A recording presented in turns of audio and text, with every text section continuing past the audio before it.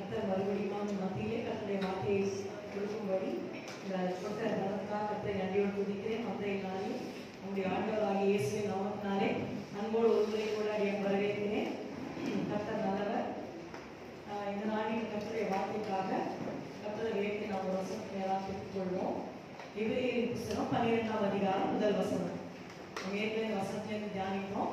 எபிரேயர் 12 முதலாம் வசனம். ஆகையால் மேகம் போன்ற இத்தனை திரளான சாட்சிகள் நம்மை சூழ்ந்து கொண்டிருக்க, பாரமான யாவற்றையும் நம்மை சுற்றி நெருங்கி நிற்கிற பாவத்தையும் தள்ளிவிட்டு, விசுவாசத்தை துவக்கிறவரும் முடிக்கிறவருமாகிய இயேசுவை நோக்கி நமக்கு நியமித்திருக்கிற ஓட்டத்தில் பொறுமையோட ஓட கடவோம். ஆமென். ஒரு முறைக்கு நாம் கண்களை மூடி கர்த்தரை நோக்கி பார்த்து ஜெபம் செய்வோம். அன்பின் பிதாவே, துதிக்கிறோம், ஸ்தோத்திரிக்கிறோம். அப்பா, நீர் மிகவும் நல்லவர் ஆண்டவரே. இயேசுவே, கிருபையாக உம்முடைய ஆலயத்திலே கூடி உம்மை ஆராதிக்க தந்தை கிருபைக்காக ஸ்தோத்திரம் அப்பா. நானும் உமது மிகுந்த கிருபையினாலே உமது ஆலயத்துக்குள் பிரவேசித்து உமது பரிசுத்த சந்நிதிக்கு நேரே பயபக்தியுடன் பணிந்து கொள்வேன். இந்த வசனத்தின்படி ஆண்டவரே, உம்முடைய மிகுந்த கிருபையை கர்த்தாவே ஒருவருக்கு நீர் தந்தீரே. அதற்காக உமக்கு நன்றி நன்றி நன்றி அப்பா. தலைகளை உடைத்து ஆண்டவரே, எவ்வளவு ஆண்டவரே அப்பா, எதிர்மறையான சூழ்நிலையிலும் தேவ சுமத்திலே வரும்படி நீங்கள் கொடுத்திருக்கிற நல்ல சுக பலன் ஆரோக்கியம் ஜீவனுக்காகவும் தைரியத்துக்காகவும் உமக்கு நாங்கள் நன்றி செலுத்துகிறோம் ஆண்டவரே. உம்மை ஆராதிக்க அப்பா தந்தை கிருபைக்காக நன்றி ஆண்டவரே. இயேசுவே, உமக்கு நன்றி நன்றி அப்பா. அப்பா, கல்லையும் அப்பா மண்ணையும் மரத்தையும் அப்பா வழிபட்டு கொண்டிருந்த எங்களை கர்த்தாவே அப்பா நீ தெரிந்து கொண்டு இயேசுவே அப்பா இந்த மகா பெரிய ரட்சிப்பை எங்களுக்கு தந்த ஆண்டவரே.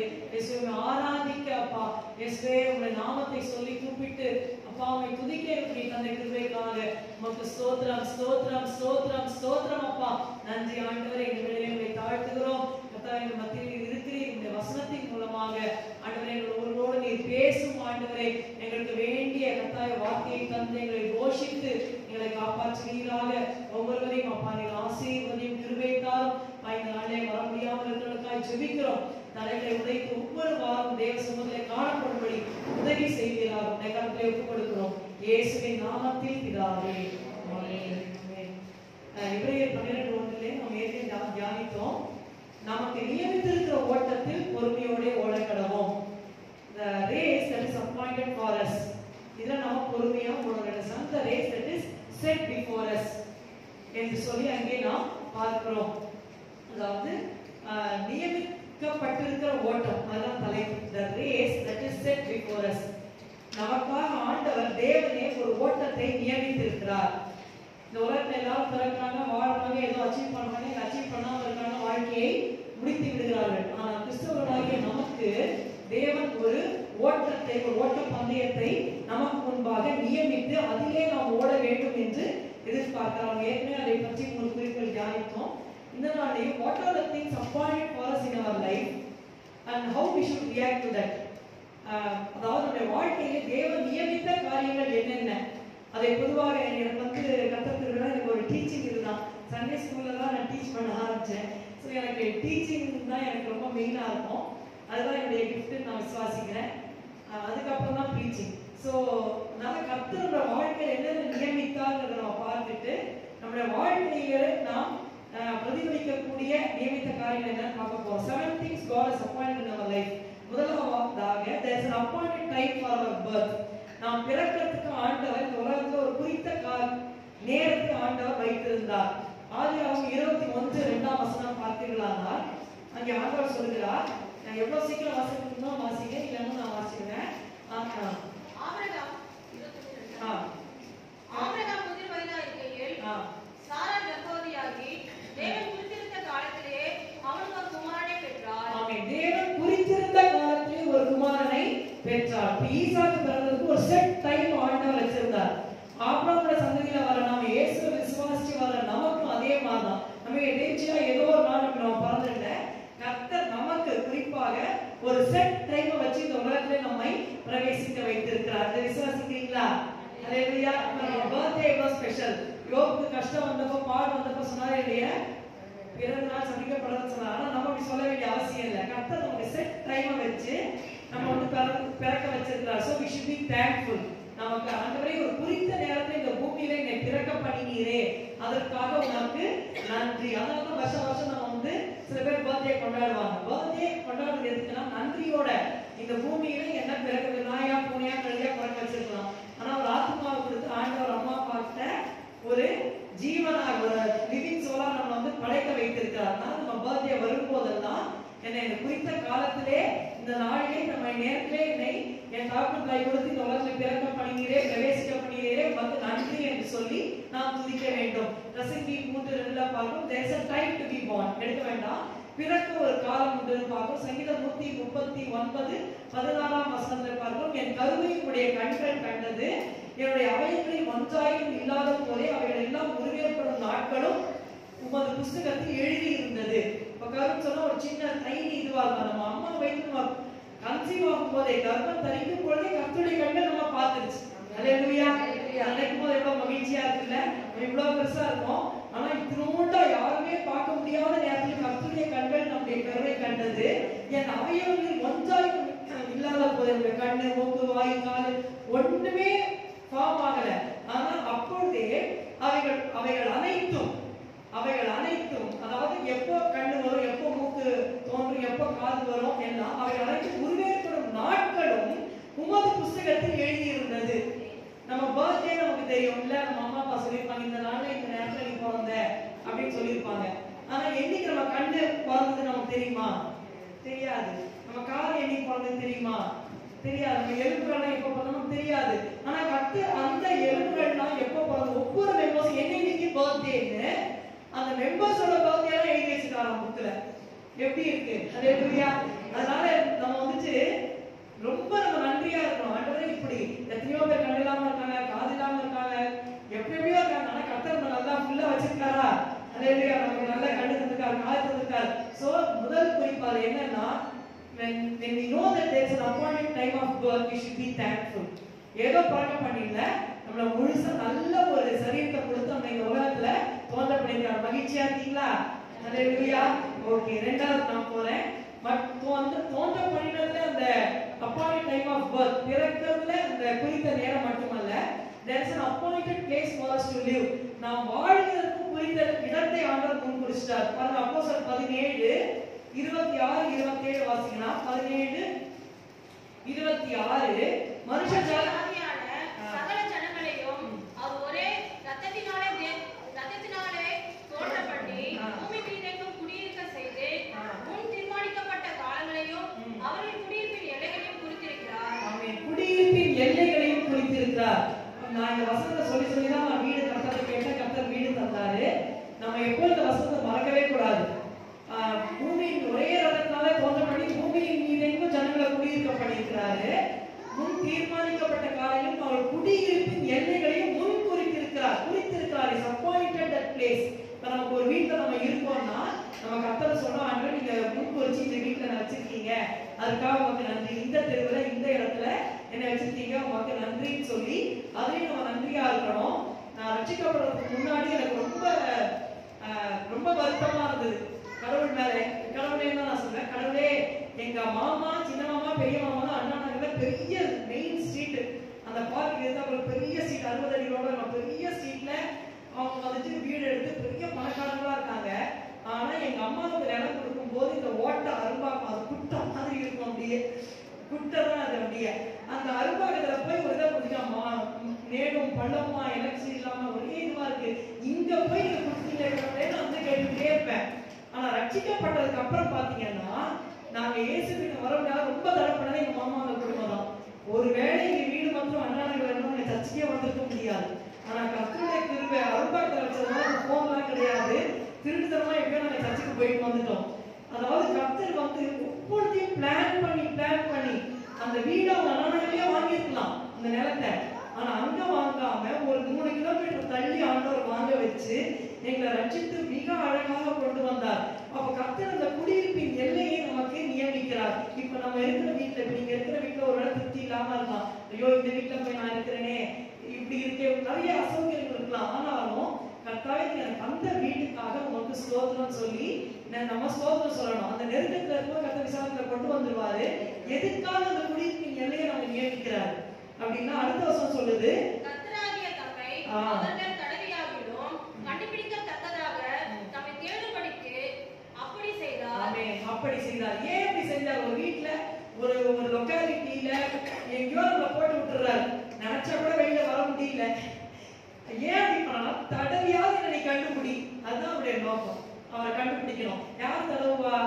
கண்ணு தெரியாத குழந்தைங்கலாம் இப்படி தடவுவாங்க.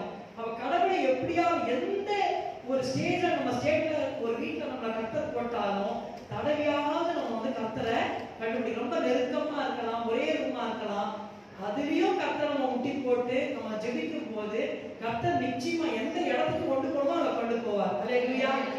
நெருக்கத்துல நம்பிசாரம் உண்டாக்கினது ஆகையினால there is an appointed place for us to live. எதை கொடுத்திருக்காரோ அதை மனரம்யமா நம்ம நன்றி சொல்ல கற்றுக்கொள்ள வேண்டும். மூன்றாவது, there are appointed days for us to fight. பூமியிலே போராடுவதற்கு ஆண்டவர் நாட்களை கொடுத்திருக்கிறார். பிறக்கிறது மட்டுமல்ல, வாழ்வது மட்டுமல்ல. யோபு 7:1 வாசிங்க. யோபு 7:1. பிறப்பது மட்டுமல்ல, பூமியிலே போராட மனுஷனுக்கு குறிக்கப்பட்ட காலம் உண்டல்லவோ, அவன் நாட்கள் ஒரு கூலிக்காரன் நாட்களைப் போல் இருக்கிறதல்லவோ. யோபு சொல்கிறார், பூமியிலே போராட மனுஷனுக்கு குறிக்கப்பட்ட காலம் உண்டல்லவோ. appointed days to fight. எல்லா நாளும் நமக்கு போராட்டமா இருக்கா? சில நாட்கள் நம்ம சொல்லுவோம் ஒரே போராட்டமான வருஷங்கள். சில பேரை கேட்டா, ஐயோ இந்த மாதத்துல இந்த மாதம் நான் பட்டம் பாரு வாழ்நாள் மறக்க மாட்டாங்க. அந்த ரொம்ப கண்ணீர் பள்ளத்தாக்கு வழியா போனேன், ரொம்ப நொறுக்கப்பட்டேன். அப்போ சில சமயம், எல்லா சமயம் அல்ல, சில சமயம் போராடுகிற நாட்கள் நம்முடைய வாழ்க்கையில வரலாம். நாம் அதனால சோர்ந்து போக வேண்டிய அவசியம் இல்லை. அது வரும், அது போயிடும். it will come, it will pass. கர்த்தர் நிச்சயம் வெளியில கொண்டு வந்துருவார். 2 கொரிந்தியர் 4ஆம் அதிகாரம் 16-17 வாசித்தீர்களானால் அங்கே பவுல் அப்போஸ்தலன் சொல்லுகிறார். 2 கொரிந்தியர் 4ஆம் அதிகாரம் 16-17. ஆனபடியினாலே நாங்கள் சோர்ந்து போகிறதில்லை. எங்கள் புறமான மனுஷனானது அழிந்தும் உள்ளான மனுஷனானது நாளுக்கு நாள் புதிதாக்கப்படுகிறது. மேலும் காணப்படுகிறவைகள் அல்ல, காணப்படாதவர்களை நோக்கி இருக்கிற நமக்கு அதிசீக்கிரத்தில் நீங்கும் லேசான நம்முடைய உபத்திரம் மிகவும் அதிகமான நித்திய கனமகிமையை உண்டாக்குகிறது. ஆமென். காணப்படுகிறவைகளை அல்ல, காணப்படாதவர்களை நோக்கி இருக்கிற நமக்கு அதிசீக்கிரத்தில் நீங்கும் லேசான நம்முடைய உபத்திரம். அது எப்பேற்பட்ட உபத்திரம் நீங்க கடந்து போறீங்களோ எனக்கு தெரியாது. ஆனா அந்த உபத்திரம் அதிசீக்கிரத்துல கடந்து போயிடும். அது லேசா, ரொம்ப லைட் வெயிட்ங்கிறார். Light affliction. லேசான நம்முடைய உபத்திரவம் மிகவும் அதிகமான நித்திய கன மகிமை உண்டாக்குகிறது. அல்லேலூயா. இந்த வசனத்தை படிக்க படிக்க நமக்குள்ள ஜீவ நீரூற்று வரும். அவர் அதை படித்து அதை மனப்பாடம் பண்ணி வச்சுக்கோங்க. மேலும் காணப்படுகிறவர்களை அல்ல, காணப்படாதவர்களை நோக்கி இருக்கிற நமக்கு அதிசீக்கிரத்தில் நீங்கும் லேசான நம்முடைய உபத்திரம் அதிகமான நித்திய கன மகிமையை நமக்கு உண்டாக்குகிறது. அதனால கொஞ்சம் பாடுகள் இருக்கும்போது சோர்ந்து போயிடாதீங்க. ஃபைட் கொஞ்ச நாள் இருக்கும், ஆனா வெளியில கர்த்தர் கொண்டு வந்துருவார். யோபுக்கும் பாடுகள் இருந்து எல்லாத்தையுமே இழந்து போனார். ஆனா திரும்ப வெளியில கொண்டு வந்து திரும்ப 10 பிள்ளைகள் கொடுத்து ஆசையெல்லாம் கொடுத்து ஆண்டவர் ஆசீர்வதிச்சார். அதனால போராட்ட நாட்கள் கொஞ்சம் நமக்கு இருக்கிறது. நான் அந்த போராட்டத்துல சோர்ந்து போகாம, ஆண்டவரே நான் காண்கிறத பார்க்கிறப்ப காணப்படாததை நான் நோக்கி இருக்கேன் சொல்லி நம்ம காத்திருக்கும் பொழுது கர்த்தர் அந்த பாடுகளை வெளியில கொண்டு வருவார். நான்காவதாக, there are appointed days or there is an appointed harvest for us. நமக்கு நியமிக்கப்பட்ட ஒரு அறுப்பு இருக்கிறது. எரேமியா 5:24 வாசித்தீர்களானால், எரேமியா புத்தகம் 5:24. அவர்கள் வருகிற செய்தியை எரேமியா 5:24. அந்த பர்வத்திலே எங்களுக்கு மழையையும் முன்மாரியையும் பின்மாரியையும் கொடுத்து அறுப்புக்கு நியமித்த வாரங்களை எங்களுக்கு தற்காக்கிற எங்கள் தேவனாகிய கர்த்தருக்கு பயந்திருப்போம் என்று அவர்கள் தங்கள் இருதயத்திலே சொல்லுகிறதில்லை. ஆமென். ஒரு அறுப்பை ஆண்டவர் நமக்கு நியமித்த வசனம் என்ன சொல்றது? அறுப்புக்கு நியமித்த வாரங்களை எங்களுக்கு தற்காக்கிற எங்கள் தேவனாகிய கர்த்தர். அப்போ கர்த்தர் இந்த ஒவ்வொரு வாழ்க்கையும் ஒரு அறுப்பை வைத்திருக்கிறார். அல்லேலூயா. நம்முடைய ஒரே ஆசையெல்லாம் என்ன? நம்ம எப்போதும் சர்ச்சில் நம்ம என்ன சொல்லுவோம்? தேவனுடைய ஆலயத்துக்கு வரும்போது வெறுமையா வரக்கூடாது. என்ன பண்ணுவோம்? பிள்ளைங்களுக்கு எல்லாத்தையும் நம்ம காணிக்கெல்லாம் எடுத்துட்டு வந்துருவோம். கரெக்டா? ஆனா நம்ம பரலோகத்துக்கு போகும்போது வெறுமையா போக முடியுமா? போக முடியாது. வெட்டப்பட்டு போயிடுவோமே. அதாவது நம்ம கேட்கலாம், ஆத்மாக்களை தவிர என்ன மற்றவங்களுக்கு ஆசீர்வாதமாக்கி நான் வந்து ஆத்மாக்களை பரலோகத்துக்கு கொண்டு போனோம். அப்ப கர்த்தர் சொல்ற, உனக்கு நான் என்ன வச்சிருக்கேன்னா, நான் ஒரு ஹார்வெஸ்ட் வச்சிருக்கேன். உங்களுக்கு அறுப்புக்கு நியமித்த வாரங்களை தற்காக்கிற நீங்கள் தேவனாகிய கர்த்தர். அறுப்புக்கு நியமித்த வாரங்கள், set days, set weeks of harvest நமக்காக வச்சிருக்கிறார். விசுவாசிக்கிறீங்களா? சரி, எத்தனை பேர் ஆத்மாக்களுக்காக ஜெபம் பண்றோம்? ஜெபம் பண்றோமா? உற்சாகமா சொல்ல வேண்டாம். நம்ம மட்டும் பரலோகம் போய் என்ன பண்றது? வெறுமையா போக முடியுமா? போக முடியாது. பாருங்க, ஆபிரகாம் காலத்துல ஆபிரகாம் ஜெபம் பண்ணாரு. 50, 45, 40, 30, 20, 10 கரெக்ட்டா ஜெபம் பண்ணாரா? யாருக்காக? லோத்துக்காக, சோதோம் அழிக்காக ஜெபம் பண்ணார். ஜெபம் பண்ணும்போது நான் கர்த்தரை கேட்டேன், ஏன் ஆண்டவரே 10 வரைக்கும் வந்தான், சரி கடைசியா 1 வரைக்கும் வந்துட்டா அந்த படம் அழிக்காம வந்திருக்கும்ல. ஆண்டவர் சொல்லிருக்கான், ஆண்டவரே 10 நீதிமான் இருந்தா அழிப்பீரோ, அழிக்க மாட்டேன். சரி, ஒரு நீதிமான் இருந்தான்னு சொல்லி கொண்டு வந்திருக்கலாம்ல, கொண்டு வந்திருந்தா சோதோம் இருந்திருக்கலாங்க. அப்போ கர்த்தர் என்கிட்ட பேசினாரு, ஆபிரகாம் கேட்டா இந்த ஒரு லோத்து போய் அட்லீஸ்ட் 9 பேரை ஆதாயம் பண்ணிருப்பாரு, அட்லீஸ்ட் 10 பேர் எக்ஸ்ட்ராவா இருப்பாங்க. அதனாலதான் 10 பேருக்கு மேக்ஸ் அந்த ஸ்டார்டிங்கே 10 தான்.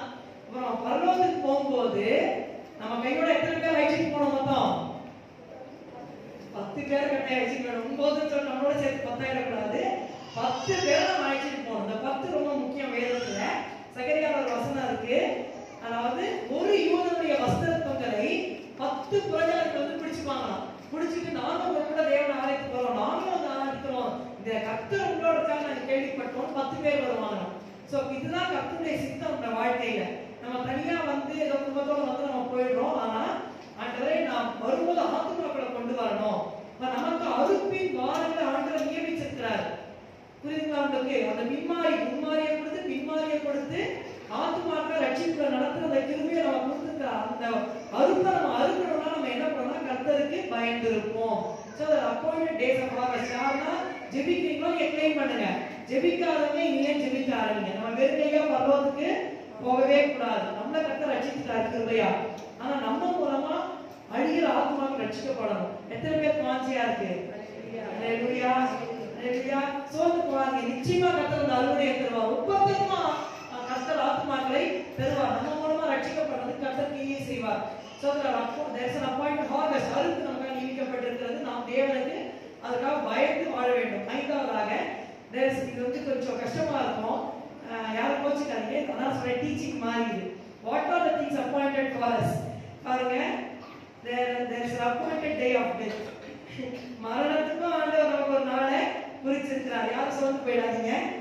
எபிரேயர் 9:27. எபிரேயர் 9:27 வாசிங்க. அன்றியும் ஒரே தரம் மரிப்பதும் பின்பு நியாயத்தீர்க்கப்படுவதும் மனுஷருக்கு நியமிக்கப்பட்டிருக்கிறபடியே என்னத்தை ஆண்டவர் அப்பாயிண்ட் பண்ணியிருக்காருன்னா ஒரே தரம் மரிப்பதும் பின்பு நியாயத்தீர்ப்படைவதும். 5வதுல நம்ம பூமியில வாழ்ந்துட்டே இருக்க போறதில்ல. ஒரு நாள் ஆண்டவர் வந்து போதும் பாடி வாழ்ந்தது நம்மள பரலோகம் கொண்டு போயிடுவார். So that's an appointed day for our death.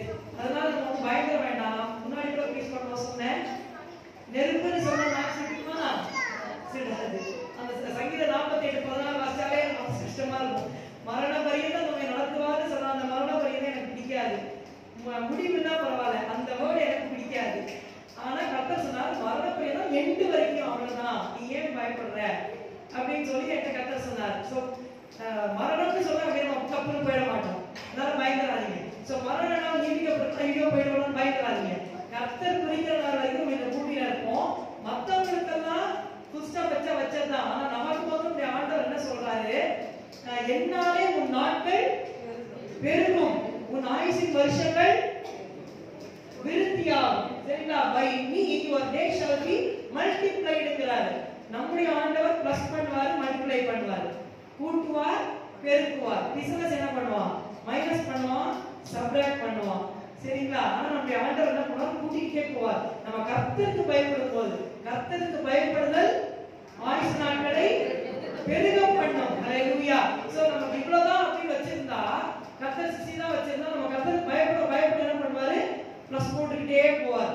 அது நமக்கே தெரியாது. பரலோகம் போனப்பதான் தெரியும், ஓ அன்னைக்கே நான் போயிருக்கணுமா, ஆண்டவர் இவ்வளவு வருஷம் எனக்கு கூட்டி கொடுத்தீங்களே அப்படின்னு சொல்லி நம்ம பரலோகத்தை போய் ரொம்ப கஷ்டத்துக்கே போறோம். நம்ம நினைச்சிட்டு இருப்போம் நம்ம ரொம்ப லக்கினா இல்ல, கர்த்தர் நம்ம வந்து பயப்படுறதுனால கர்த்தர் அந்த ஆயுசு நாட்கள் வருஷங்களை கூட்டிக்கிட்டே போவார், பலப்படுத்திக்கிட்டே போவார். ஹல்லேலூயா.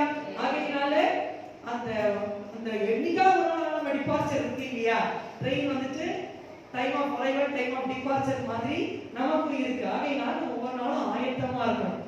நாளைக்கு நம்ம சோர்ந்து போயிடாதீங்க, பயந்து போயிடாதீங்க சபையா. ஆனா நம்ம தெரிஞ்சுக்கணும், உண்மையா சொல்ற நம்ம கடைசி காலத்துல இருக்கோம். போன வாரம் ஒரு அசோசியேட் பாஸ்டர் சொல்றாரு, அந்த முந்தின வாரம் ஆராய்ச்சாங்க என்ன பண்ணாங்களா, ஒரு 4 பேர் திடீர்னு நல்ல கடைசி வரைக்கும் நல்லா இருந்தாங்க, திடீர்னு இறந்து போயிட்டாங்க. என்னமோ தெரியல, ஒருத்தர் போனாங்க, அட்மிட் ஆனாங்க, சரியாயிட்டாங்க, வீட்டுக்கு வந்தாங்க, பல்ஸ் டவுன் ஆச்சு போயிட்டாங்க. ஒன்றும் பெரிய வியாதிலாம் இல்லை, கொரோனா கூட இல்லை, டக்குனு போயிட்டாங்க அப்படிங்கிறாங்க. ஸோ நம்முடைய ஜீவன் ரொம்ப வெளியேற பெற்றது கர்த்தர் நம்ம கொடுத்துருக்கிறார் ஒவ்வொரு நாளும். ஆகையினால நம்ம ஆண்டவரே ஒவ்வொரு நாளும் எப்படியாவது அவங்கள தேடிடணும். ஒரு பிறந்த நாளை கொடுத்துட்டீங்க, வாழறதுக்கு ஒரு நாளை கொடுத்துட்டீங்க, போராட்ட நாளும் இருக்கு, அறுவடை நாளும் இருக்கு. ஆனா என்னோட முடிவுக்குள்ளாக நான் எப்படியாவது உங்களை தேடி கண்டுபிடிக்கணும். சரிங்களா? We should not take time for granted. இன்னைக்கு தேதி 11/4/2021. இது வாழ்நாள்னா திரும்பி வராது. 11/4 திரும்பி வரும், ஏப்ரல் 11 திரும்பி வரும், அடுத்த வருஷம் தான் வரும். இந்த வருஷம் போனதுதான். அதனால நம்ம டைமை வேஸ்ட் பண்ணக்கூடாது. ஆறாவது, there's an appointed day of judgment. அந்த வசனமே பாருங்க, இவர்கள் 9:27. ஒரே தரம் மரிப்பதும் பின்பு நியாய தீர்ப்படைவதும் மனுஷருக்கு நியமிக்கப்பட்டிருக்கிறபடியே. What is appointed for us? அந்த 7 குறிப்புகள் 6வதுல இருக்கேன். நமக்கு நியாய தீர்ப்பு நியமிக்கப்பட்டிருக்கிறது. இந்த வசனம் நான் போட ரொம்ப பிடிச்ச வசனம். நாம் எல்லாரும் கிறிஸ்துவின் நியாயாசனத்திற்கு முன்பாக வெளிப்பட வேண்டும். For we must all, யாருமே எக்ஸெப்ஷனே கிடையாது, என்னோட சேர்த்து, சரிங்களா? எல்லாரோட சேர்த்து we must all appear before the judgment seat of Christ. கிறிஸ்துவின் நியாயாசனம், அதற்கு முன்பாக நாம் வெளிப்பட வேண்டியது. தனித்தனியா கணக்கு கொடுக்கணும். எனக்காக நான் சொல்ல முடியாது, அவர் நல்லா தெரிவிச்சாருப்பா, அவரோட இதுல மார்க் போடுங்க நான் சொல்ல முடியாது. சரிங்களா? எல்லாரும் தனித்தனியா ஆண்டவர் முன்பாக போய் நின்று நாம் கணக்கு கொடுக்க வேண்டியவர்களாக இருக்கிறோம். நமக்கு நியாய தீர்ப்பு இருக்கிறது. நம்ம ரிசர்வேஷன் கொண்டாடணும் இல்லையா? இயேசு உயிர்த்தெழுந்தார், அது ஒரு ஆசீர்வாதம். நம்மளும் உயிர்த்தெழ போறோம். We are also going to resurrect. எல்லாருக்கும் resurrection இருக்கு, ஆனா இயேசுவை நமக்கு இருக்கிற resurrection different. நம்ம உயிர்த்தெழுந்து தேவன் முன்பாக போகும்போது பூமியில நம்ம பட்ட பாடுகளுக்கு ஆண்டவர் என்ன கொடுக்க போறாரு? பிரதிபலனாக பரிசுகள் கொடுக்க போறாரு. அல்லேலூயா. அதனால ஊழியத்துல சோர்ந்து போகவே போகாதீங்க. எனக்கு ஒரு நியாய தீர்ப்பு நாள் இருக்கு, அன்னைக்கு ஆண்டவர் என்ன பண்ண போறாரு? நான் கஷ்டப்பட்டு பண்ண எல்லாத்துக்கும் ஆண்டவருக்கு பிரதிபலனாக எனக்கு பரிசுகள் கொடுக்க போறாரு. உங்களுக்கு சந்தோஷம் இல்லையா? யாரெல்லாம் எக்ஸாம் எழுதுறாங்களோ, கஷ்டப்பட்டு படிக்கிறாங்களோ, அவங்களுக்கு தான் எப்போ மார்க் வரும்னு சொல்லிப்பாங்க. இந்த படிக்காத பசங்க இருக்கு பாருங்க, அதுங்களுக்கு மார்க் வரனாலே பிடிக்காது. நல்லா படிச்ச பசங்க, நல்லா எக்ஸாம் எழுதுறவங்க, என்னைக்கு மிஸ் தருவாங்க, நான் அப்படிதான், எப்போ பேப்பர் வரும். This is my attitude. Ma'am எப்போ தருவாங்க, மார்க் ஷீட் தருவாங்க. ஏன்னா அந்த ஃபர்ஸ்ட் மார்க் வருதா, செகண்ட் மார்க் வருதா, மேம் என்ன எப்படி போயிடுவாங்க, கிளாஸ்ல நிக்க வச்சு கையெல்லாம் தர சொல்லுவாங்க. அது போதுமே அந்த மகிமை. அப்போ யாருக்கு அந்த சந்தோஷம் இருக்கும்? நல்லா படிச்சு எழுதினவங்களுக்கு. ஆனா படிக்காம மொட்டையா எழுதினவங்களுக்கு என்ன ஒரு முட்டை தான் வரும். அப்போ அவங்க மேம் பேப்பர் கொடுக்கணும்னு ஆசைப்படுவாங்களா? மேம் இன்னைக்கு பேப்பர் கொடுக்காதீங்க மேம், இன்னைக்கு வேண்டாம் அப்படிதான் சொல்லுவாங்க. இப்ப நியாய தீர்ப்பு வேண்டாம்னு சொல்றவங்க யார் அப்படின்னா, ஒழுங்கா பெர்ஃபார்ம் பண்ணாதவங்க, ஒழுங்கா உழைக்காதவங்க, ஒழுங்கா ஜெபிக்காதவங்களுக்கு ஐயோ நியாய தீர்ப்பு வரதுதான் நான் எப்படி ஆண்டவரை பார்ப்பேன் வெக்கப்படுவாங்க. ஆனா நல்லா உழைச்சவங்க, நான் இயேசுப்பா முன்னாடி போகும்போது என்ன சொல்லுவாரு? நல்லது, உத்தமம், உண்மையும் உள்ள ஊழியக்காரனே, நீ கொஞ்சம் உண்மையா இருந்தவன் அநேகத்துக்கு அதிகாரியாக்குவே. அல்லேலூயா, அல்லேலூயா. அதனால நிறைவா வந்து கொண்டிருக்கிறது. நம்மளால முடிஞ்சதை நம்ம செய்வோம். கர்த்தர் நிச்சயமா பிரதிபலன் தருவார். இது வரைக்கும் செய்யாம இருந்தீங்கன்னா வாயை திறந்து நீங்க சும்மா சத்தியம் சொல்லணும்னா சர்ச்சுக்கு வந்து பாருங்க, அப்படி சொல்லுங்க. இதற்கு அந்த மாதிரி ட்ராக்ஸ் எடுத்துக்கங்க, நம்ம சர்ச்சோட இதை குத்திக்கோங்க, ட்ராக் கொண்டே கொடுத்துங்க. வாயை திறக்க முடியாதுன்னா நம்ம அப்படி செய்யலாம். வாயை திறக்க முடியல, என் சர்ச்சுக்கு வந்து பார்ப்பா, இயேசுதாப்பா மேல கடவுள். உங்களுக்கு முதல்ல தெரியும் இயேசுதான் கடவுள்னு. தெரிஞ்சதுக்கு அப்புறம் நீங்க மத்தவங்க சொல்லுங்க, கர்த்தர் உங்களை ஆசீர்வதிப்பார். சோ கடைசியாக we have an appointed judge. அப்போஸ்தலர் 17:31. அப்போஸ்தலர் 17:31 வேறு ஒரு நாளை குறித்திருக்கிறார். There is an appointed day of judgment. ஒரு நாளை குறித்திருக்கிறார். அதிலே தான் நியமித்த மனுஷனை கொண்டு, appointed man, மனுஷனை கொண்டு பூலோகத்தை நீதியை நியாயத்தீர்ப்பார். அந்த மனுஷனை மரித்தோருக்கு எழுப்பினதினாலே அதை நிச்சயத்தை எல்லாருக்கும் விளங்க பண்ணினார். மரித்தோருக்கு எழுந்த ஒரே ஒருவர் நம்முடைய ஆண்டவராகிய இயேசு கிறிஸ்து. அவர்தான் நம்மை நியாயம் தீர்க்க போகிறார். இப்ப நானே இருக்கேன் வச்சுப்போம். நான் இருக்கேன், நான் தான் இப்போ உங்க எல்லாரும் டெஸ்ட் பண்ண போறேன்னு வச்சுக்கோங்க. நான் என்ன பண்ணுவேன்? எனக்கு எஃப்சி ரொம்ப பிடிக்கும். அப்ப என்ன பண்ணுவேன்? நிறைய கிஃப்ட்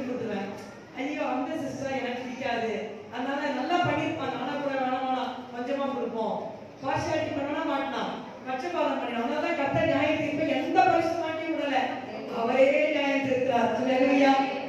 மனுஷன் மகன்கிட்டே இருப்பான், இன்னைக்கு நேசிப்பான், நாளைக்கு நேசிக்க மாட்டான். பார்ஷியாலிட்டி வந்துடும். நம்மளோட பட்சபா தேவனத்துல பட்சபாதமே கிடையாது. அவர் இருதயத்தின் அந்தரங்கங்களெல்லாம் அறிந்திருக்கிறாரு. அவர் முன்னாடி போய் நிற்கும் போது நம்ம எப்படி நம்ம தியாகமா வாழ்ந்தோமோ அதற்குரிய சரியான பிரதிபலனை ஆண்டவர் நமக்கு தருவார். அல்லேலூயா. அதனால பயத்தோடு நடுக்கத்தோடு நம்முடைய ரட்சிப்பு நிறைவேற பிரயாசப்படணும். இதுவே ஒரு சின்ன செய்தி மாதிரி ஆயிடுது. இனிமேல் செய்திக்குள்ள போறேன். 3-4 காரியங்கள் இருக்கு. நான் 3 காரியங்களை சுருக்கிக்கிறேன். முதலாவதாக ஆதியாகமம் 24:14. ஜெனசிஸ் 24:14. 3 குறிப்புகளை சுருக்கிக்கிறேன். ஜெனசிஸ் 24:14. 24:14. நான் குடிக்க உன் குடத்தை சாய்க்க வேண்டும் என்று நான் சொல்லும்போது குடி என்றும் உன் ஒட்டகங்கள் குடிக்கும்படி வார்ப்பேன் என்றும் சொல்லும் பெண் எவளோ அவளே நீர் உம்முடைய ஊழியக்காரனாகிய ஈசாக்குக்கு நியமித்தவளாய் இருக்கவும் என் எஜமானுக்கு அனுக்கிரகம் செய்தீர் என்று நான் அதனாலே அறியவும் செய்தருளும் என்றான். ஆமென். இந்த சம்பவத்தை அறிந்திருக்கிறோம். இந்த இடத்துல எலியேசர், ஆபிரகாமின் ஊழியக்காரனாகிய எலியேசர் ஒரு ஜெபம் செய்கிறார். இந்த சம்பவம் உங்களுக்கு தெரியும் நினைக்கிறேன் எல்லாருக்கும் இல்லையா? ஆபிரகாம் தன்னுடைய ஒரே பேரான வாக்குத்தத்தத்தில் பிறந்த மகனான ஈசாக்குக்கு பெண் கொள்ளும்படி தன்னுடைய ஊழியக்காரனை அனுப்பி வைக்கிறார். மெசபடோமியா அந்த ரீஜனுக்கு அனுப்பி வைக்கிறாரு. கானான் தேசத்துல இருந்து அனுப்புகிற வேளையில இவரு 10 ஒட்டகத்தை கொண்டு வந்து அந்த ஊர் வாசல்ல மடக்கிட்டு அங்க ஜெபம் பண்றாரு இருதயத்துல. ஆண்டவரே, நான் இந்த இடத்துல வந்து இந்த ஊர்ல பொண்ணு எடுக்க வந்திருக்கேன், எனக்கு எதுவும் தெரியாது. நான் வந்துட்டு இந்த இடத்துல தண்ணீர் துறவண்டியில இந்த கிணத்து பக்கத்துல நிக்கிறேன். பெண்கள்லாம் வந்து தண்ணீர் மண்ட சாயங்காலத்துல வருவாங்க. வரும்போது நான் குடி அப்படின்னு நான் வந்து தாகமா இருக்குமா குடுமா அப்படின்னு கேட்கும்போது எந்த பொண்ணு வந்து குடி நீர் குடியும் அப்படின்னு சொல்லிட்டு ஒட்டகங்களுக்கும் ஒன்று வாப்பேன் அவ சொல்றாளோ சொல்லி செய்யறாளோ அந்த பொண்ணு தான் நியமிக்கப்பட்டவள். பாருங்க, நான் குடிக்க உன் குடத்தை சாய்க்க வேண்டும் என்று நான் சொல்லும் போது 14ஆம் வசனம், குடி என்றும் உன் ஒட்டகங்களுக்கும் குடிக்கும்படி வார்ப்பேன் என்றும் சொல்லும் பெண் எவளோ அவளே என்னுடைய ஊழியக்காரனாகிய ஈசாக்குக்கு நியமித்தவளாய் இருக்கவும் என் எஜமானுக்கு அனுகிரகம் செய்தீர் என்று நான் அதனாலே அறியவும் செய்திடும். ஃபர்ஸ்ட் பாயிண்ட் என்னன்னா அப்பாயிண்டட் வர்ஜின். ஃபர்ஸ்ட் பாயிண்ட் என்னன்னா நியமிக்கப்பட்ட கன்னிகை. அல்லேலூயா. உங்களுக்கு சத்தியம் புரிஞ்சுட்டு நினைக்கிறேன். பாருங்க, ஆபிரகாம் நம்முடைய பரமபிதாவுக்கு ஒப்பானவராக இருக்கிறார். தெரியாதவங்க நீங்க தெரிஞ்சுக்கோங்க. ஈசாக்கு யாருன்னா நம்முடைய ஆண்டவராக இயேசு கிறிஸ்து ஒப்பா இருக்கிறார். கர்த்தர் எந்த கதையெல்லாம் பைபிள்ல எழுதினார்னா நம்ம புரிஞ்சுக்கிறது பரலோக ரகசியங்கள்லாம் நம்மளால புரிஞ்சுக்க முடியாது. சோ சம்பவங்களை எழுதி வச்சு நமக்கு அதுல இருந்து சத்தியத்தை கற்றுத் தருகிறார். ஹெவன்லி ஃபாதர் பரமபிதா ஆபிரகாமுக்கு ஒரு அலிகாரியா ஒரு எக்ஸாம்பிளா இருக்கிறார். ஈசாக்கு ஆண்டவராக இயேசு கிறிஸ்துவுக்கு ஒப்பானவராக நிழலாட்டமா இருக்கிறார். அவருக்கு இப்போ ஒரு பெண் கொள்ளணும். ஈசாக்கு ஒரு பொண்ணு கல்யாணம் பண்ணிருக்கணும். அதுக்கு ஆபிரகாம் ஊழியக்காரன் அனுப்பப்படுறாரு. இவர் இந்த மாதிரி ஒரு கண்டிஷன் சொல்றாரு, இந்த ஈசாக்குக்கு நியமிக்கப்பட்ட ஒரு பொண்ணு எனக்கு வேணும். ஏதோ ஒரு 5ல ஏதோ ஒரு செலக்ட் பண்ணணும் அந்த மாதிரி வேண்டாம், நியமிக்கப்பட்ட பொண்ணு தான் எனக்கு வேணும்னு சொல்லிட்டு அவர் ஜெபம் பண்றாரு. அங்கே நம்ம பார்க்கிறோம், ரெபெக்காள் குடத்தை தூக்கிட்டு வரா. அவ ஒரு கன்னிகை குடத்தை தூக்கிட்டு வரா. தண்ணி கேட்ட உடனே குடியும்னு சொல்லி அவருக்கும் கொடுத்து ஒட்டகங்களுக்கும் ஒன்று வார்ப்பேன் சொன்னா போதும். ஆனா சொன்னது மாத்திரம் கீழே இறங்கி போய் குடிச்சு வந்து ஊத்துறா. சோ 2 காரியங்கள் இருக்கிறது. அந்த ரெபெக்கா வந்து தேர்ந்தெடுக்கப்பட வேண்டுமா, நியமிக்கப்பட்ட பொண்ணா இருக்கணும்னா she had to fulfill the desire of Eliezer. எலியேசருடைய அந்த மன விருப்பத்தை அவள் நிறைவேற்ற வேண்டும். சரிங்களா? எலியேசருடைய மன விருப்பத்தை அவள் நிறைவேற்ற வேண்டும். அதே மாதிரி நாம் நியமிக்கப்பட்ட கன்னிகையா ஆண்டவருக்கு இருக்கணும். நம்ம எல்லாரும் யாரும் கேட்டீங்கன்னா கன்னிகைகள் தான். அகாசுர ராஜா காலத்துல எல்லா கன்னிகைகளும் வந்தாங்க இல்லையா, கூட்டப்பட்ட. அதே மாதிரி நம்ம எல்லாரும் யாருன்னா கன்னிகைகள் தான். கூட்டப்பட்டுட்டோம், சபைக்குள்ள வந்துட்டோம். ஆனா நம்ம நியமிக்கப்பட்ட கன்னிகையா, அதுதான் கேள்வி. போன ரிசர்வேஷன்லயோ குற்றவியல பாஸ்டர் சொன்னாங்க பாருங்க, அந்த கப்பை வந்து மணவாளன் குடிச்சிட்டு கொடுப்பாரு. ஞாபகம் இருக்கு அவங்களுக்கு? அதை குடிச்சாதான் அவனுக்கு அந்த பையனை பிடிச்சிடாதோ, இல்லைன்னா பையனை பிடிக்கிறாதோ அந்த என்கேஜ்மெண்ட் கேன்சல் ஆயிடும். சோ அந்த மணவாளன் என்ன பண்ணுவாருன்னா, அந்த குடுக்கறதுக்கு முன்பாக அந்த கப்புல ஒரு தன்னுடைய மோதிரத்தை போட்டுருவாரு. அந்த அம்மா எடுத்து குடிச்சதுக்கு அப்புறம் இவர் சந்தோஷமா அந்த மோதிரத்தை எடுத்து அந்த அம்மா கையில போட்டு விட்டுருவாங்க. அப்போ என்கேஜ்மெண்ட் இஸ் ஓவர். கூடவே கிஃப்டா அந்த 10 சில்வர் காயின்ஸ் ஒண்ணு கழுத்துல இல்ல தலையில அந்த பொண்ணு போட்டு கொடுப்பாங்க, பத்திரமா வச்சிருவோம். இவர் சொல்வார், நான் போய் வீட்டு ஆயத்தப்படுத்தி வந்து நான் கல்யாணம் பண்ணி கூட்டிட்டு போறேன்னு சொல்லிட்டு போயிடுவார். யோவான் 14:1-2 வாசிச்சு அதான் நம்ம வாசிக்கிறோம். இப்போ இந்த பொண்ணு மார்க்கெட்டுக்கோ காய் எதுக்கோ போகுதுன்னா இந்த பொண்ணை பாக்குறவங்க என்ன தெரிஞ்சுப்பாங்கன்னா, இது ரோட்ல நடந்து போவோம், பேசலாம் பண்ணோம், கையை பார்த்தா தெரிஞ்சுப்பாங்க. அதை பாரு மோதிரம் போட்டு பாருங்க, பொண்ணு நிச்சயிக்கப்பட்டாச்சு, நியமிக்கப்பட்ட பொண்ணு, இந்த பொண்ணு கிட்ட நம்ம போக முடியாது அப்படின்னு தெரிஞ்சுப்பாங்க. பாருங்க, அந்த பொண்ணு என்ன சொல்லுதுன்னா, எனக்கு 10 விரல் ஆனா ஒரு விரல் என்னுடைய மணவாளனுக்கு அப்படின்னு சொல்லுது. அல்லேலூயா. பாருங்க, அதே நியமிக்கப்பட்ட கன்னிகைன்னா என்ன அர்த்தம்னா, நம்ம மாசம் தான் உழைக்கிறோம், ஆனா நம்ம தசமபாகத்தை பிரிச்சு என்ன பண்றோம், கர்த்தருக்கு தரோம். சோ நியமிக்கப்பட்டவங்க அந்த தசமபாகம் கொடுக்கறதுல ரொம்ப ரொம்ப ரொம்ப கேர்ஃபுல்லா இருப்பாங்க. அவங்க ஊழியக்காரங்களா விசுவாசினாலும் பிரிவினையே கிடையாது. ஊழியக்காரங்களா இருந்தாலும் தசமபாகம் கொடுக்கணும். கர்த்தர் என்ன கொடுக்கிறாரோ நம்ம பயந்து தசமபாகத்தை பிரித்து கர்த்தர் கொடுக்கணும். அவங்க தான் நியமிக்கப்பட்டவர்கள். இப்போ அந்த பொண்ணு வெளில போகும்போது வரும்போது ஒண்ணு தெரிஞ்சுப்பாங்க, இது நியமிக்கப்பட்ட பொண்ணு. அப்போ நம்ம நினைக்கலாம், நான் நியமிக்கப்பட்டனா இல்லையா தெரியலையே, டவுட்டா இருக்கே, இயேசுக்கு நான் நியமிக்கப்பட்டனா, என்ன இயேசப்பா வந்தா மத்தியானத்துல கூட்டு போவாரா? யாருக்கா நல்ல நிச்சயம் இருக்கு, இயேசப்பா மத்தியானத்துல வந்தா ஒரு செகண்ட்ல பறந்துருவேன். அல்லேலூயா. கையை நல்லா ஜோரா தூக்கி காட்டுங்க. அல்லேலூயா. ஆமென். அந்த நிச்சயம் இல்லைன்னா தெரிஞ்சுக்கோங்க, தசமபாகத்தை நீங்க பிரிச்சு கர்த்தருடைய ஊழியத்துக்கு நீங்க கொடுத்தீங்கன்னா, கர்த்தருக்கு கொடுக்குற ஊழியம் கூட கிடையாது, கர்த்தருக்கு நீங்க தசமபாகம் கொடுக்குறீங்க, அந்த தசமபாகத்தை எடுத்து கர்த்தர் ஊழியக்காரருக்கு சம்பளமா தராரு, அது அவருடைய வேலை. ஆனா நீங்க தசமபாகம் கொடுக்கறது ஊழியருக்கு கிடையாது, நீங்க கொடுக்கறது கர்த்தருக்கு. நீங்க ஞானஸ்நானம் எடுத்து ரட்சிக்கப்பட்டீங்க, ஞானஸ்நானம் எடுத்தீங்க, அபிஷேகம் பண்ணப்பட்டீங்க, திருவிருந்து எடுக்கிறீங்கன்னா கட்டாயமா தசமபாகம் கொடுக்கணும். தசமபாகம் நியாயப்பிரமாணத்துல வரல, மோசே ஆரோன் காலத்துல வரல, ஆபிரகாம் தசமபாகம் செலுத்தினார். நம்ம ஆபிரகாமுடைய சந்ததி, மெல்கிசேதேக்கு ஒரு ராஜா, பணக்கார ராஜா, ஆனா அவர் அப்பவும் திராட்சரசமும் கொண்டு வராரு. அதுக்கு முன்னாடி ஆபிரகாம் தசமபாகத்தை மெல்கிசேதேக்கு கொடுத்தார். அப்பதான் மெல்கிசேதேக்கு ஆசீர்வதிக்கிறார். அவர் ராஜா பிளஸ் ஒரு ஆசாரியர் வந்து ஆபிரகாமை ஆசீர்வதித்தார். இப்ப தசமபாகம் கொடுக்கும்போது நம்ம என்ன தெரிஞ்சுக்கிறோம், நான் கர்த்தராகிய இயேசுவுக்கு மணவாட்டியாக நியமிக்கப்பட்டிருக்கிறேன். அல்லேலூயா. அதனால நான் தசமபாகம் கொடுக்கும்போதெல்லாம் தெரிஞ்சுக்கணும், ஆண்டவரே நம்முடைய மணவாட்டி, ஆண்டவரே I am an appointed virgin, I am an appointed bride. அல்லேலூயா. உங்களுக்கு புரியுதா? சத்தியம் புரியுதா? அதனால நான் ஒரு நியமிக்கப்பட்ட கன்னிகை. பாங்க, ரெபெக்கா வந்துட்டு மொண்டு வாங்குறா. எத்தனை ஒட்டகம்? 10 ஒட்டகம். டக்குன்னு சொல்ல மாட்டேங்கிறீங்களே, 10 ஒட்டகம். 10 ஒட்டகம், ஒரு ஒட்டகம் இல்ல, 10 ஒட்டகத்துக்கு வாங்குறா. நான் உங்கள்கிட்ட ஏற்கனவே சொன்னேன், அந்த 10 பேர் நம்ம ஆசீர்வாதம் வாங்க. 10 நீங்க எல்லாம் வேற தேடி வந்தீங்க பாருங்க. 10 ஒட்டகத்துக்கு வாங்குறா. அது 7ஓ 8ஓ இல்ல, 10. ஒரு யூதன வசனத்துல 10 பேர் பிடிச்சுக்கிறாங்க. சோ ஆகையால நம்ம 10 பேருக்கு ஆசீர்வாதமா இருக்கணும்ன்றது தேவனுடைய திட்டம், தீர்மானம். சரி, ரைட். இப்போ முதலாவது பரிசுத்த அந்த எலியேசர் இருதயத்துல சொல்றாரு. ஏன்னா வெளியில சொல்ற யாராவது ஒட்டு கேட்டு செஞ்சிருவாங்க.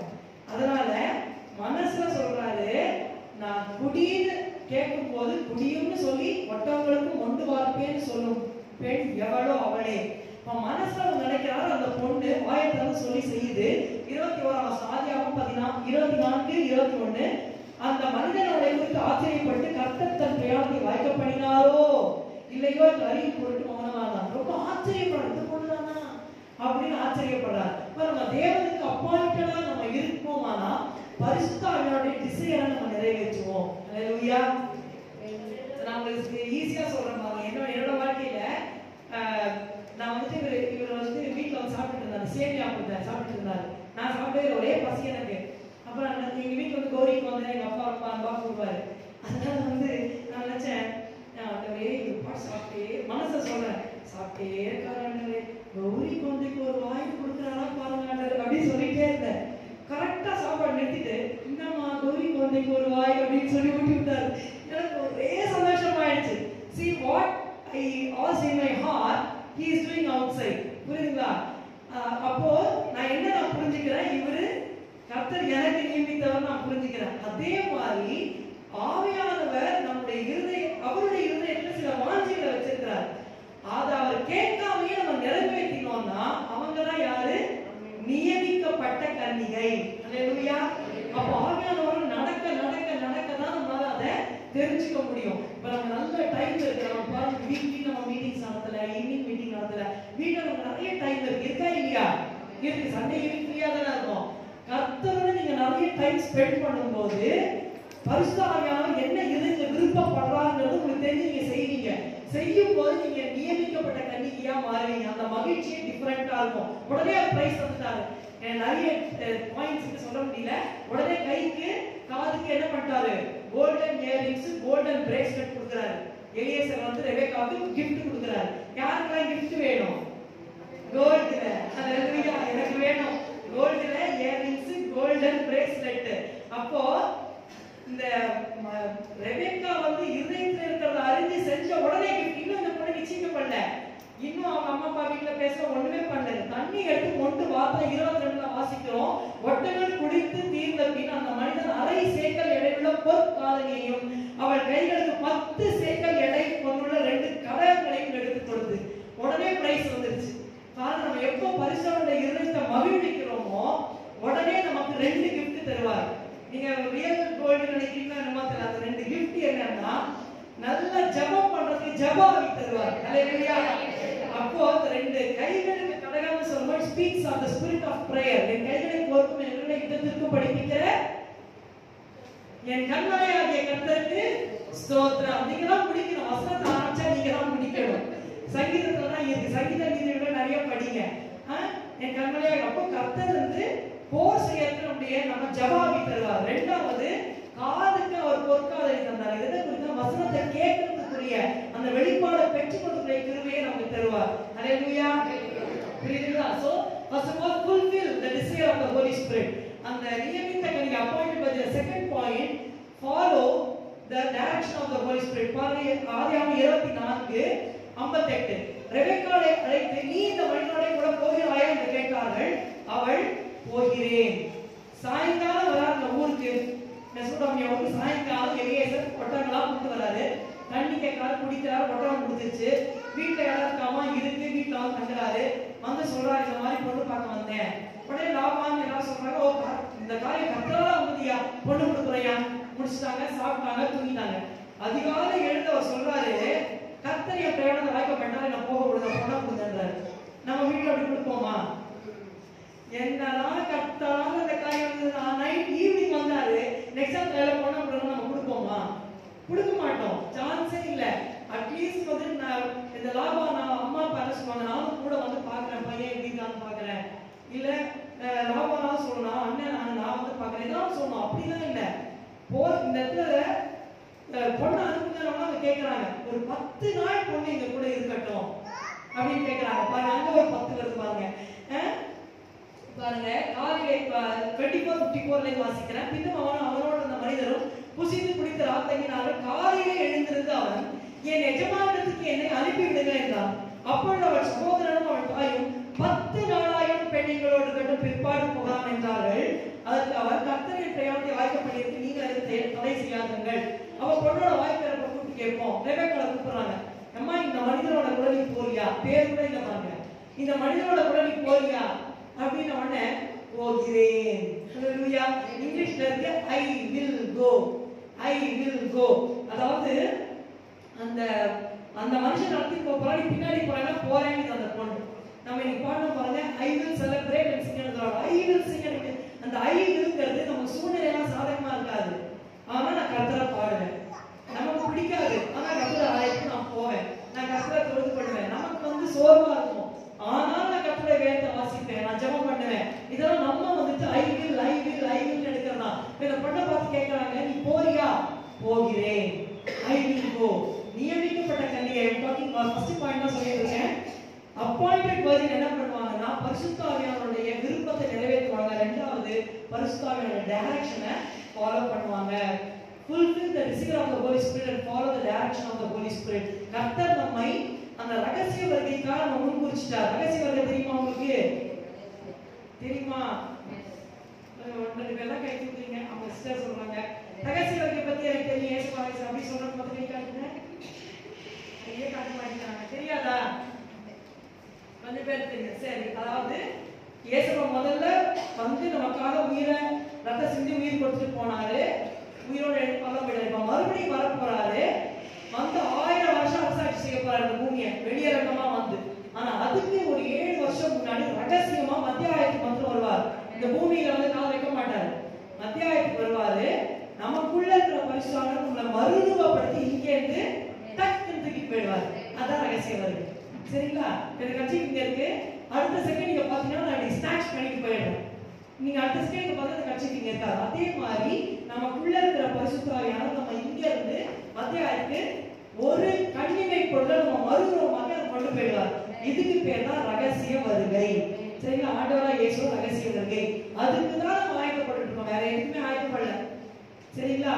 அந்த ரகசிய வருகை எப்ப வேணா இருக்கும். காலங்கள்லாம் நிறைவேறிச்சு, வாக்குத்தத்தங்கள்லாம் நிறைவேறி போச்சு. அத்திமரம் துளிவிடும் போது அவர் வாசலுக்கே வந்து நிற்கிறான்னு அறிஞ்சுக்கோங்கன்னு சொன்னார். அத்திமரம் இஸ்ரவேல் தேசத்துக்கு, இஸ்ரவேல் தேசம் 1947-48 உருவாயிடுச்சு. அதோட 70 வருஷம் ஆயிடுச்சு. எப்ப வேணா இயேசுப்பா வருவார். அங்கே எப்படியாவது நான் நியமிக்கப்பட்ட கன்னிகையா இருக்கணும். அதுல நம்ம கேர்ஃபுல்லா இருக்கணும். நியமிக்கப்பட்ட கன்னிகை முதல்ல என்ன பண்ணுவாங்கன்னா, அது கன்னிகைன்னு சொன்னா ஆண்கள் பெண்கள் எல்லாருமே அதுல இருப்போம். தசமபாகத்தை கர்த்தருக்கு கொடுக்கணும். நம்ம உலகத்துல வேலை செய்தாலும் சரி, ஊழியம் செய்தாலும் கர்த்தருக்கு கொடுக்க வேண்டிய தசமபாகத்தை கொடுக்கணும். ரெண்டாவது, fulfill the desire of the Holy Spirit. பரிசுத்தருடைய அந்த விருப்பம் என்னவோ அதை நிறைவேற்றணும். அவர் நடத்துகிற அந்த டைரக்ஷன்ல நம்ம பின்னாடி போகணும். Follow the direction of the Holy Spirit. உங்களுக்கு புரியுதுங்களா? பரிசுத்தர் உள்ள இருக்கிறாரா? ஆமென். அவர் என்ன சொல்றாரோ அதை நம்ம செய்தோம்னா நியமிக்கப்பட்டவர்களாக இருப்போம். இரண்டாவது சுருக்கமா முடித்து விடுகிறேன். எஸ்தர் 2:15. எஸ்தர் 2:15 வசனம் வாசிமா. மொர்தெகாய் தனக்கு குமாரத்தியாய் ஏற்றுக்கொண்டவளும் அவள் சிறிய தகப்பனாகிய அபியேலின் குமாரத்தியுமான எஸ்தர் ராஜாவினிடத்தில் பிரவேசிக்கிறதற்கு முறை வந்தபோது அவள் ஸ்திரீகளை காவல் பண்ணுகிற ராஜாவின் பிரதானியாகிய யோகாய் நியமித்த காரியமே அல்லாமல் வேறொன்றும் கேட்கவில்லை. எஸ்தருக்கு தன்னை காண்கிற எல்லா கண்களிலும் தயவு கிடைத்தது. ஆமென். ஏகாய் நியமித்த காரியமே அல்லாமல் வேறொன்றும் கேட்கவில்லை. இந்த சம்பவம் நமக்கு தெரிஞ்சிருக்கும். அகாஸ்வேரு ராஜா, பெரிய ராஜா, 127 தேசங்களுக்கு ராஜா இருக்கிறார். அவருடைய ஃபர்ஸ்ட் வைஃப் வஸ்தி என்ன பண்ணிட்டாங்க, கீழ்ப்படியில ராஜஸ்திரீ பட்டத்தை எடுத்து கொடுத்து விட்டாங்க. இப்ப அடுத்த வைஃபை தேடணும்னு சொல்லிட்டு 127 தேசத்துல இருந்து அழகான கன்னி பெண்கள் எல்லாம் கொண்டு வந்து கன்னிமாளத்துல கொண்டு சேர்த்துட்டாங்க. ஒரு வருஷம் அவங்களுக்கு ப்ரிப்பரேஷன் நடக்குது. ராஜா முன்னாடி போறதுக்கு முன்னாடி ஒரு வருஷம் 6 மாசம் சுத்திகரிப்பு, 6 மாசம் பியூட்டி பார்லர் இப்ப பண்றாங்க 3 hours 4 hours அது மாதிரி அவங்களுக்கு 6 மாசம் சுத்திகரிப்பு, ஆனா 6 மாசம் பியூட்டி பண்ணி உட்கார்ந்துருக்காங்க. பண்ணிட்டு ஒரு நாள் ராஜாக்கு போனோம். ராஜாக்கு பிடிச்சதுன்னா ராஜகிட்ட தலையில வச்சு ராஜாத்தி ஆக்கிடுவாரு. சரிங்களா? இப்ப அந்த சம்பவத்துல கன்னிமாடத்துல இருந்து அவங்க வாழ்றாங்க. அந்த கன்னிமாடத்துல இருந்து ராஜாக்கு போற வரைக்கும் அந்த பொண்ணு என்னெல்லாம் கேட்குமோ எல்லாமே அந்த பொண்ணு கொடுக்கப்படும். அதான் வசனம் சொல்லுது பாருங்க. எஸ்தர் 2:11 இப்படி ஜோடிக்கப்பட்ட பெண் ராஜாவிடத்தில் பிரவேசிப்பாள். கன்னிமாடத்திலிருந்து தன்னோட கூட ராஜ அரண்மனைக்கு போக அவள் தனக்கு வேண்டும் என்று கேட்பவை எல்லாம் அவளுக்கு கொடுக்கப்படும். அப்ப ஒவ்வொரு பொண்ணும் ஒவ்வொரு காரியம் கேட்டிருக்குது. என்னென்ன கேட்டோ நமக்கு தெரியாது. ஆனா எஸ்தரோட முறை வந்த போது 2:15 காவல் பண்ணுகிற ராஜாவை பிரதானியாகி ஏகா நியமித்த காரியமே இல்லாமல் வேறொன்றும் கேட்கவில்லை. அவர் என்ன அப்பாயிண்ட் பண்ணாரோ அதை மட்டும் தான் கேட்டு வாங்கிட்டா, வேற எதுவுமே எக்ஸ்ட்ரா கேட்கல.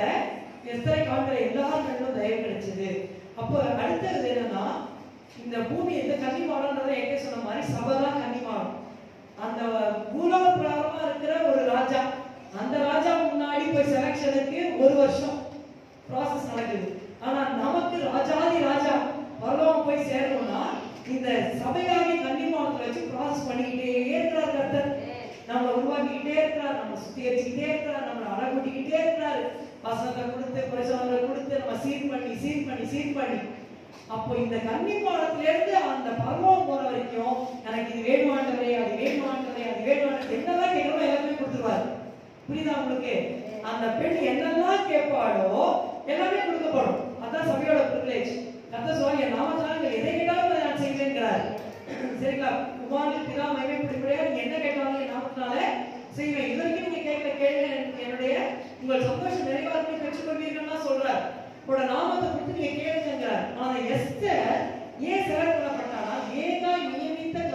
மாத்திரம் கேட்டாங்க. நியமித்த காரியம். ஏகாய் வந்து பரிசுத்தாவியானவர்னா அடையாளமா இருக்கிறார். அப்ப ஆண்டவரை எனக்கு நீங்க நியமித்த காரியம் என்னவோ அதை மாத்திரம் கொடுங்க. நம்ம ஜெபத்துல அதெல்லாம் நம்ம கேட்கணும். யோவான் 15:7 வாசிக்கிறோம், நீங்கள் என்னிலும் என் வார்த்தை உங்களில் நிலைத்திருந்தால் நீங்கள் கேட்டுக்கொள்வது எதுவோ அது உங்களுக்கு செய்யப்படுங்கிறார். ஆக்சுவலி கிராண்டட்ங்கிறார்.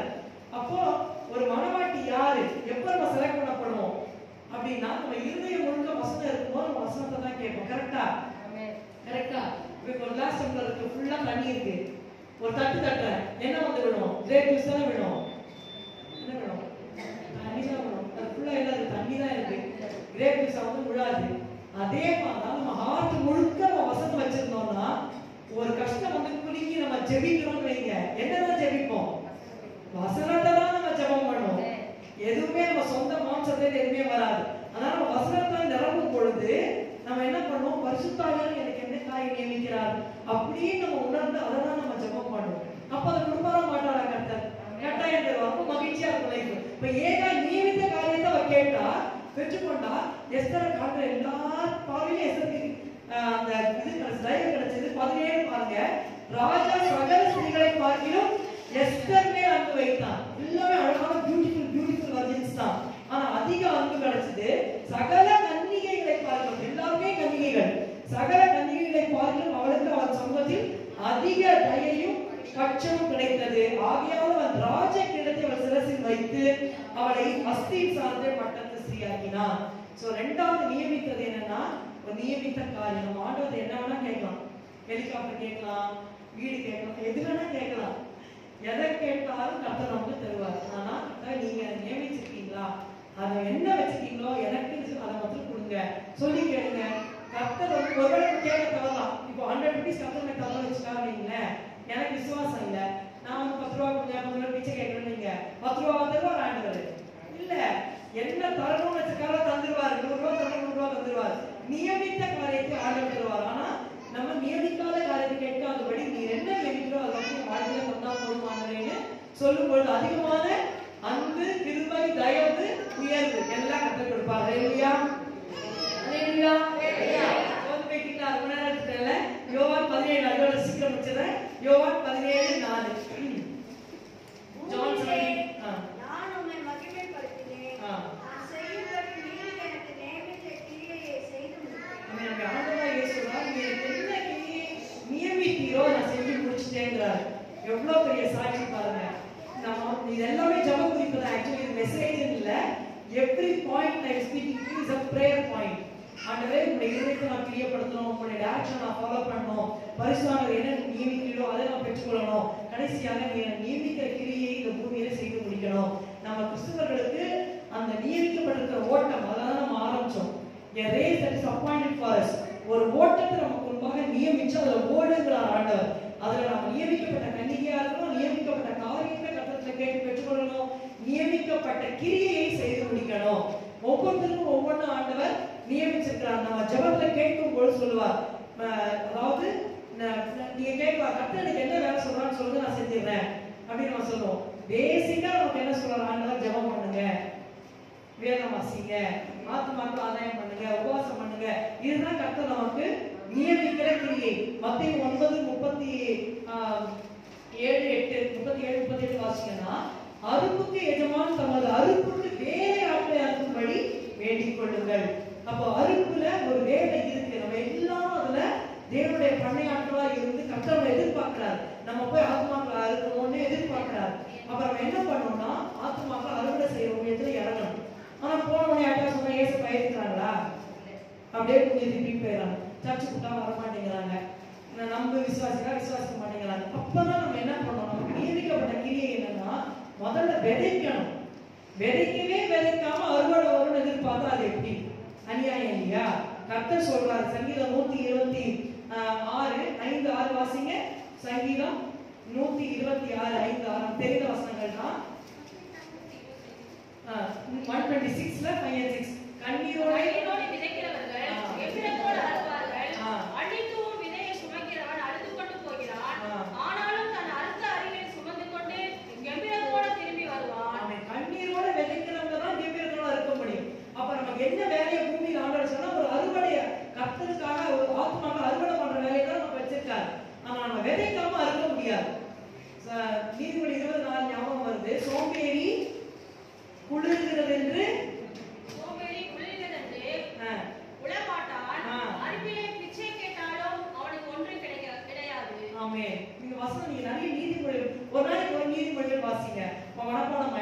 நீங்க முடிக்க மாட்டேங்கிறீங்களே, சகோதரிகளாவது ஆரம்பிச்சா முடிக்க வேண்டாமா? சோம்பேறி குளிர்கிறது என்று விடமாட்டான். அறுப்பு ஒரு நாள் இருக்கும், அன்னைக்கு வந்து பிச்சை கேட்பாங்க. அறுப்புல பிச்சை கேட்டவங்க அவங்களுக்கு ஒன்றும் கிடையாதுங்க. எவ்வளவு பயமா இருக்கு பாருங்க. அப்போ ஒருத்தர் வந்து ஒரு ஆத்மா சம்பாதிச்சாரு, கத்தல போறான்னு வைங்களேன், ஐயோ எந்த ஒரு ஆத்மா கூட இல்லை, ஒரு ஆத்மா கடல் கொடுக்க தயவு செய்து கொடுப்பாங்களா? ஒண்ணுமே கிடையாது, எம்டியா போய் நிக்க வேண்டியதுதான். எவ்வளவு அவமானம் ஆயிடும் நமக்கு, கரெக்டுங்களா? அதனால ஆண்டவரே எனக்கு ஆத்மா பார்த்து தாரும். நம்ம வந்து பரவாயில்ல போனா போதுமா? ஆண்டவரே இயேசுவே எப்படியாவது உங்க கூட வேலை செய்யறவங்க நீங்க ஜெபிச்சுட்டே இருங்க, திடீர்னு ஆவியானவர் உங்க மேல இறங்குவார். நமக்கு ஆத்ம பாரமே இல்லாம கூட இருக்கலாம், ஆனா ஒரு பர்சனுக்காக ஜெபிக்க ஜெபிக்க ஜெபிக்க திடீர்னு ஆவியானவர் இறங்குவாரு. அவர் நம்ம மூலமா ஜெபம் பண்ணுவாரு. அப்புறம் சுவிசேஷம் சொன்னா நாசமா ரட்சிக்கப்பட்டுரும். அல்லேலூயா. அவங்க இருதயம் உடையறதுக்கு முன்னாடி கர்த்தர் நம்ம தான் உடைப்பாரு. இப்போ ஒரு பிரெட் இங்க இருக்குன்னு வச்சுக்கோங்களேன், ஒரு பிரெட். அந்த பிரெட் வந்து நான் வந்து பென்னிக்கும் கிரேஸ்க்கும் தரணும். ஆனா ஒரு பிரெட் தான், ஒரு பீஸ் தான் என்கிட்ட இருக்கு. தர முடியுமா? அப்ப ரெண்டு பேரும் தரணும்னா என்ன பண்ணணும்? உடைக்கணும், ரெண்டும் உடைக்கணும். உடைச்சாதான் ரெண்டு பேரும் தர முடியும். அதே நான் 4 பேருக்கு தரணும், திரும்பி உட. So when we are broken, we become a blessing to others. Hallelujah. நான் கர்த்தர் உடைக்கும் போது உடைய மாட்டேன்னு இருக்காதீங்க. கர்த்தர் உடைக்கும் போது உடைஞ்சு நம்ம கண்ணீரோட ஜெபம் பண்ணும்போது, கண்ணீரோட வசனத்தை விதைக்கும் போது, நம்ம சுவிசேஷம் சொல்றோம், இந்திய அவமானத்தை அனுபவிக்கும் போது கர்த்தர் அதெல்லாம் கணக்குல வச்சுப்பாரு. ஒரு நாள் அறுவடையை தருவாரு, மகிழ்ச்சியா இருக்கும். எனக்கு எங்கே இந்த பிள்ளைகள்லாம் வந்தது, ஒரு ஆத்மா கூட இல்லாம வந்தனே, திடீர்னு வந்துட்டாங்க அப்படின்னு நம்ம சொல்லி மகிழ்ச்சியாகிற மாதிரி கர்த்தர் ஆத்மாவே நிச்சயமா நமக்கு தருவார். அல்லேலூயா. முன்மாரியும் பின்மாரியும் கொடுத்து அறுப்புக்கு நியமித்த வாரங்களை நமக்கு தற்காக்க நம்முடைய தேவனாகிய கர்த்தர். ஆகையினால this is the appointed work for us. நமக்காக நியமித்த கிரியை வந்து ஆத்மாக்களை ஆதாயம் செய்வது. ஆகையினால நம்ம நியமித்திருக்கிற ஓட்டத்துல ஓடணுமானா ஆண்டவர் நியமிக்கப்பட்ட கன்னிகை ஆண்டவரே அதை பார்க்கணும். திருவிருந்து எடுக்கிறோம், தசமமாக கொடுக்கறதுலையும் மிகவும் கேர்ஃபுல்லா இருக்கணும். தசமமாக கொடுத்தாலும் கொடுக்காட்டாலும் கர்த்தர் ஊழியர்களை போஷித்துருவார். ஆனா உங்களுக்கு நீங்க நியமிக்கப்பட்டவங்களா இருக்க மாட்டீங்க, புரியுதுங்களா? அடுத்தது நியமிக்கப்பட்ட காரியம் என்னன்னு கேட்டு கர்த்தரை பெற்றுக்கொள்ளணும். நியமிக்கப்பட்ட கிரியை நாம் செய்து, ஆண்டவரே எனக்கு இது வரைக்கும் ஆத்ம பாருங்கப்பா, தயவுசெய்து ஆத்ம பார்த்து தாரும். நான் மட்டும் பரவாம போகக்கூடாது, என்னை சுற்றி இருக்கிறவங்க, என் வீட்டு பக்கத்துல இருக்கிறவங்க, தெருவில் இருக்கிறவங்க, வேலை செய்யறவங்க எப்படியாவது ஆதாயம் பண்ண ஆண்டவரே சொல்லி நம்ம கேட்டு ஜெபிக்கும் போது ஒரு நாள் தொட்டு கர்த்தர் அவர் ரட்சிப்புல நடத்துவார். அல்லேலூயா. கர்த்தர் இந்த வசனத்தை நமக்கு ஆசீர்வதிப்பார்.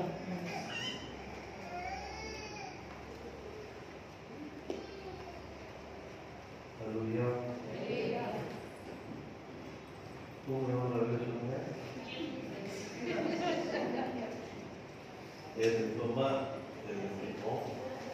அவங்களோட பேசுறாங்க.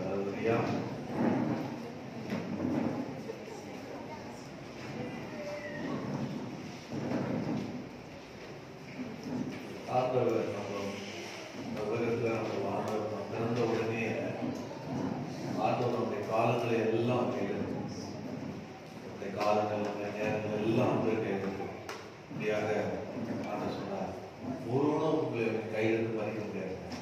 நம்ம எல்லாரும் யார் கையில் இருக்கோம்? ஆண்டவர் கையில். அது எப்படி இருக்குமா? மோதிரமா இருக்கும். இல்லையா? ஆண்டவர் நாளைக்கு கூட நம்ம ஒவ்வொருவரையும் பேசினார். நம்ம நீங்க பயப்பட வேண்டியதில்லை, அதற்கு காலத்து எல்லாத்தையும் நேர்த்தியே செய்யணும். ஃபாலோ பண்ணீங்க. இப்போதான் கொரோனா வந்து போச்சு, இப்போ இந்த வருஷமாவது பிள்ளைங்க கல்யாணம் பண்ணி வச்சலான்னு பார்த்தேன் அப்படின்னு நினைப்பீங்க. திரும்பி 2வது வீசுது அப்படின்ட்டாங்க. இந்த வருஷமும் கலைப்பட்டுறோமோ அப்படின்னு பயப்படுறீங்க. அந்தந்த காலத்துல ஆண்டவர் நேர்த்தியை செய்யணும். ஏசு இந்த உலகத்தில் இருக்கும்போது மரியாதை கேட்டார், குறைபடுறதுக்கு ஸ்திரீயே என் வேலைக்கும் வரல. அதான் ஆண்டவர் என்ன பண்ணாரு, இந்த இடத்துல கர்த்தர் அற்புதத்தை செய்தார். ஆண்டவர் ஜெபிக்கும் போது கர்த்தர் காரியங்களை கைப்பிடி பண்ணார். இந்த நாளில் கூட ஆண்டவர் ஒவ்வொருவரோடு பேசினார். ஆண்டவர் எனக்கு நீங்க பொருள் கொடுத்துருக்கீங்க, நான் உன்னுடைய மனவாட்டி, என்னை கன்னியாக இந்த இடத்துல நியமித்திருக்கிறீங்க. நான் ஆண்டவரே என்னை பாதுகாத்து இந்த உலகத்தில் ஆண்டவரே உமக்கு முன்பாக அதே கர்த்தாவை நான் இருக்க கர்த்தர் கிருபை செய்தியாக இந்த எல்லா கட்டளைப்படி ஜோபனோமா எல்லாரும் கட்டளைப்படி எந்தெந்த பகுதியில் கர்த்தரோடு பேசினாரோ அந்த வசனத்துக்கு நேராக இந்த வசனத்துப்படி என் வாழ்க்கை இருக்கிறதா, இதுபடி நான் செய்கிறதா என்று நீங்களே உங்களை வசனத்துக்கு நேராக உங்களை நீங்கள் ஆராய்ந்து பார்த்துக் கொள்ளுங்கள். நான் சொல்லுவேன், எப்பவுமே சொல்வேன், கடைசி காலத்துல வசனம் தான் நம்ம நியாயம் தீர்க்கணும்.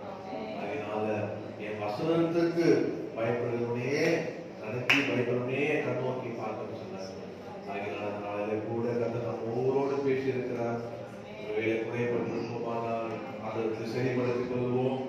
ஆண்டவர்களை நம்ம ஒப்பு கொடுப்போம். ஆண்டவர்களை மனம் திரும்புவோம். இது 2வது ஞாயிற்றுக்கிழமை, எல்லாத்துக்கும் தெரியும். இது திருவிழா வாரம். திருவிழா ஆனாலும் கற்று சாமத்தை நம்ம யாரும் ஜெபித்து கத்தருக்கு ஒப்பு கொடுப்போம். கர்த்தர் நம்மை ஆசீர்வதிப்பாராக. அன்பு கிருபை எங்கள் பரலோக பிதாவே, குமாரனாகிய இயேசுவின் நாமத்திலே நாளிலே காலை தொடங்கி மட்டுமாக என்னை கொண்டிருந்து நடத்தி தந்த எல்லா கிருபைக்காக ஸ்தோத்திரம். ஆளவும் துதிக்கவும் ஆராதிக்கவும் இதை வார்த்தையை கேட்கவும் உமக்கு கொடுக்கவும் இதை தந்த எல்லா தருணத்துக்காக உமக்கு ஸ்தோத்திரம். இப்போது நாங்கள் கேட்ட அந்த வார்த்தைப்படி நாங்கள் ஒவ்வொருவரும் எங்களை ஒப்பு கொடுக்கிறோம். இந்த உலகத்தில் இயேசு சீக்கிரம் வரப்போகிறீர். இந்த வார்த்தையெல்லாம் நிறைவேறி கொண்டு இருக்கிறது. உங்களுடைய வருகையிலே நாங்கள் காணப்படலான எங்களை ஆண்டவரே கர்த்தாவே கன்னிகையாக எங்களை நியமித்திருக்கிறீர். கர்த்தாவே உங்களுடைய வருகை தாமதிக்குமானால் நாங்கள் ஆண்டவர் வெறுங்கையோடு அல்ல, ஒரு கூட்ட மக்களை உமக்காக ஆதாயப்படுத்துவதாக எங்களை கர்த்தர் ஆசீர்வதிப்பீராக. எங்களை ஒவ்வொருவருக்கும் ஜெபாவே தருவீராக. கர்த்தர் எங்களுக்கு கொடுக்கிறது நாங்கள் கர்த்தர் கொடுக்க உதவி செய்வீராக. என்ன எங்களுக்கு நியமிக்கிறதோ அதையே நாங்கள் கேட்டு பெற்றுக்கொள்ள தருவீராக. அதுவே கர்த்தாவே இயேசுவே, கர்த்தர் எனக்கு என்ன நியமித்தாரோ அது நிச்சயமா கர்த்தர் தருவார் என்று விசுவாசத்தோடு கூட அதுவே காணப்பட கிருபை தருவீராக.